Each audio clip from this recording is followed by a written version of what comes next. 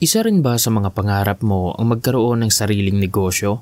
Maraming dahilan kung bakit goal ito ng karamihan. Siguro ay meron kang produkto na alam mong makakatulong at makakapagbigay value sa mga tao. Gusto mong kumita ng ekstrang pera, usawa ka na sa pagtatrabaho, at gusto mong sumubok ng ibang field dahil gusto mong i-challenge ang iyong sarili. Ang magsimula ng negosyo ay parehong exciting at challenging. Ang exciting na parte ay ang pag-develop at pag-enhance ng iyong produkto. Nakakapagbigay serbisyo ka sa iyong mga customer, nabibigyan mo ng opportunity ang ibang tao na magkaroon ng trabaho, at maliban sa posibilidad na kikita ka ng malaking halaga, ay napapalago mo rin ang iyong sarili. Pero kahit ganun pa man, ang success sa negosyo ay hindi lang nakabase sa pagkakaroon ng magandang ideya, unique na produkto o sapat na kapital. Kasama na rin dito ang paghahanda at paggawa ng proper execution. Bago ka magsimula, kailangan mo munang matutunan ang mga mahahalagang bagay. Dahil alam na natin itong lahat na kahit rewarding ang pagnenegosyo, ay hindi rin ito madali. Ang katotohanan ay dapat meron kang passion sa iyong ginagawa, commitment, mahabang pasensya, buong loob, masipag, at marunong mag-adapt. Maraming negosyo ang nalugi sa loob lang ng ilang taon na pag-operate, hindi dahil walang demand sa kanilang produkto, kundi dahil kinulang sa paghahanda ang may-ari. Kaya naman sa video natin ngayon, tatalakayin natin ang 6 na bagay na dapat mong matutunan bago ka magsimulang magnegosyo. Ang pag-alam sa mga bagay na ito ay makakatulong sa iyo para makagawa ka ng mabuting desisyon at para maiwasan mo ang common na pagkakamali ng mga negosyante. Number 1. Ang iyong purpose. Ang iyong purpose ay ang pinakaugat kung bakit gusto mong gawin ang isang bagay. Mahalagang dito ka magsimula. Tanungin mo ang iyong sarili kung bakit gusto mong magnegosyo. Maglaan ka ng sapat na oras para bigyan ng sagot ang tanong na ito. Dahil kapag meron kang malinaw na purpose sa iyong ginagawa, hindi ka rin basta nawawalan ng gana kahit minsan ay nakaka-stress o mabigat na ang sitwasyon. Magkaiba tayo ng dahilan kung bakit gusto nating magnegosyo. It's either gusto nating kumita ng extra income, magkaroon ng time and financial freedom sa hinaharap, at makabuo ng produkto at serbisyo na kayang magbigay ginhawa sa buhay ng karamihan. Kapag malinaw ang iyong purpose sa pagnenegosyo, mas nagiging madali ang paggawa ng tamang desisyon dahil alam mo kung ano ang uunahin, saan dapat mag-invest, at ano ang mga dapat iwasan. At maliban sa pagkakaroon ng purpose, dapat ay meron ka ring sapat na motivation. Dahil normal lang sa pagnenegosyo ang makaranas ng mga pagsubok. May mga araw na mahina ang sales, pagod ka, o parang wala kang nakikitang progress. Pero kapag malalim ang iyong motivation, baliwala yung mga pagsubok at babangon ka ulit. Kung pera lang ang habol mo sa pagnenegosyo, mabilis ka lang mapagod. Pero kung ang motivation mo ay ang iyong pamilya, ang pangarap mong makatulong sa iba o ang desire mong magkaroon ng mas magandang kinabukasan, mas nagiging matatag ka at consistent. Sa long run, ang purpose at motivation ay ang tutulong sa iyo na makabuo ng negosyong tumatagal. Number 2. Market demand. Bago ka magbukas ng kahit anong negosyo, ang pinakamahalagang tanong na kailangan mong masagot ay may bibili ba nito? Ito ang tinatawag na market demand at ito ang pundasyon ng isang matagumpay na negosyo.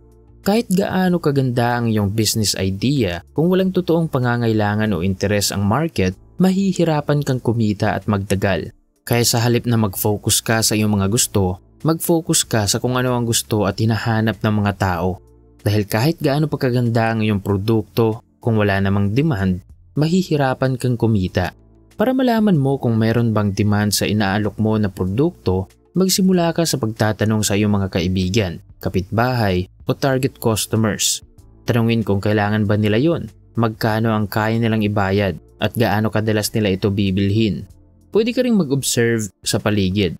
May pila ba sa mga tindahan na nagbebenta ng ganitong produkto? Lagi bang may customer? Tingnan din ang social media kung may mga taong nagre-request ba ng ganong service o produkto. Isang halimbawa, kung plano mong magbenta ng milk tea pero nasa lugar ka na puro milk tea shop na halos walang customer, paniguradong maliit lang ang demand sa ganitong uri ng produkto. Pero kung may nakita kang lugar na maraming estudyante, walang milk tea shop at madalas silang bumibili ng merienda, mas mataas ang chance na merong demand.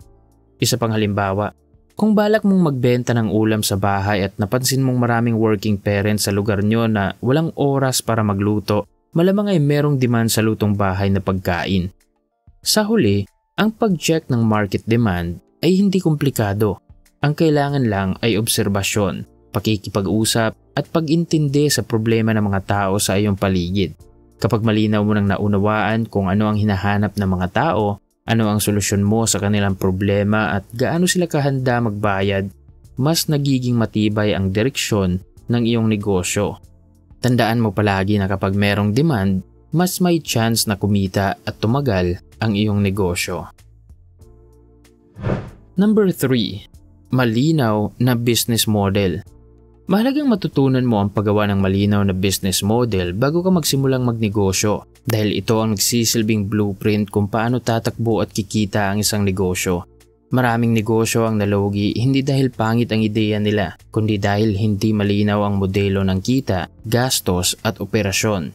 Ang business model ay simpleng paliwanag kung paano kumikita ang isang negosyo. Ito ang kabuuang plano kung paano ka magbibigay ng value sa customers, paano ka magbibenta, at paano babalik ang pera sa iyo. Sa madaling salita, ang business model ay parang mapa na nagpapakita sa buong operasyon ng iyong negosyo. Ang mga iilang bagay na dapat mong isama sa paggawa ng business model ay una, ang value na gusto mong ibigay. Anong problema ang binibigyang solusyon ng iyong produkto at serbisyo? Ano ang benepisyo na makukuha ng mga customer? Halimbawa, kung nagbibenta ka ng pagkain, ang value mo dapat ay mabilis, malinis, at masarap na pagkain. Pangalawa, sino ang iyong target market? Mga bata ba? Estudyante? Employees? Matatanda? O negosyante? Pangatlo, paano ka kikita? Magbibenta ka ba ng produkto? Subscription? Service fee? O commission? Pang-apat, paano mo dadalhin ang produkto sa customer? Delivery ba? Physical store? Online shop? O social media selling? Panglima, magkano ang gasto sa pagpapatakbo ng negosyo? Kwentahin mo ang gasto sa monthly rental, supplies, manpower, marketing, logistics, tools at iba pa. At pang-anim, ibawas mo ang total na gasto sa iyong total na kita. Dito mo malalaman kung sustainable ba ang negosyo. Gaano kalaki ang puhunan? Magkano ang gastos kada buwan? Ilang sales ang kailangan mo para mabawi ang puhunan? Kapag alam mo ang numbers na ito, mas maiiwasan mo ang biglaang pagkalugi at mas makakapagplano ka ng tama. Sa huli, ang isang magandang business model ay yung pwedeng lumaki at ma-improve habang tumatagal. Kaya bago ka magsimula, siguraduhing malinaw kung paano talaga kikita ang iyong negosyo. Dahil dito manggagaling ang lahat ng desisyon mo sa hinaharap. Number 4. Technician, Manager at Entrepreneur. Ayon sa sinabi ng American entrepreneur na si Michael Gerber, kung papasukin mo ang pagnenegosyo, meron kang 3 rule na dapat gampanan at ibalanse. Ang unang rule ay ang pagiging technician. Ang technician ay ang taong hands-on palagi. Siya ang mahusay magluto, mahusay magayos, o mahusay magupit. Siya ang kumikilos at magaling sa mga gawain. Pangalawa ay manager. Ito naman ang nag-aayos ng sistema, nagpaplano, at nagbabantay kung maayos ba ang takbo ng negosyo. Siya ang naghahati ng oras, nag-o-organize ng inventory, at sinisigurado na may proseso ang bawat gawain. At pangatlo ay entrepreneur. Ito naman ang visionary o nag-iisip sa long term at mga malalaking bagay. Siya ang nag-iisip kung paano palakihin ang negosyo, ano ang susunod na level. Ang entrepreneur ay ang nag-iisip ng branding, expansion, partnerships at long-term growth. Sinabi ni Michael Gerber na isa sa madalas na pagkakamali ng maraming nagsisimulang negosyante ay ang magsimula bilang technician dahil ang negosyo na umaasa lamang sa isang kamay at oras ay malabo ang tsansa na lumaki. Halimbawa, si Ana ay isang masipag at magaling na baker. Gumagawa siya ng 50 cakes every week. Sa ganitong dami ng orders, sapat na ito para magpatuloy ang operasyon ng kanyang negosyo. Meron siyang sapat na kita at nababayaran niya ang kanyang bills. Pero kapag nagkasakit siya o napag-isipan niyang magbakasyon, sabay rin na magsasara at hihinto ang kita ng kanyang negosyo dahil siya lang ang marunong gumawa. Kahit gustuhin man niyang magbenta ng 200 cakes, limitado ang kapasidad niya dahil sa halip na siya ang nagpapatakbo ng kanyang negosyo, siya na ang pinapatakbo nito. Kaya ang resulta ay stress, burnout, at hirap mag-scale o magdagdag ng kita nang hindi nagtatrabaho ng doble. Mahalagang i-consider mo rin ang parting ito bago ka magsimula ng sarili mong negosyo. Maging entrepreneur para sa direksyon, manager para sa sistema, at technician para sa kalidad ng trabaho. Number 5. Business system. Ang pinakamalaking pagkakamali ng maraming nagsisimula sa negosyo ay ang tumalon agad sa operasyon, magbenta, magtrabaho, at mag-asikaso ng customers nang walang malinaw na business system. Sa unang tingin, mukhang sapat na ang sipag, pero sa totoong buhay ng pagnenegosyo, hindi sapat ang pagiging masipag kung wala kang malinaw na paraan kung paano tatakbo ang lahat. Ang business system ay simpleng set ng malinaw na steps kung paano ginagawa ang isang bagay. Ito ang nagbibigay ng direksyon, disiplina at nag-o-organize about bahagi ng negosyo.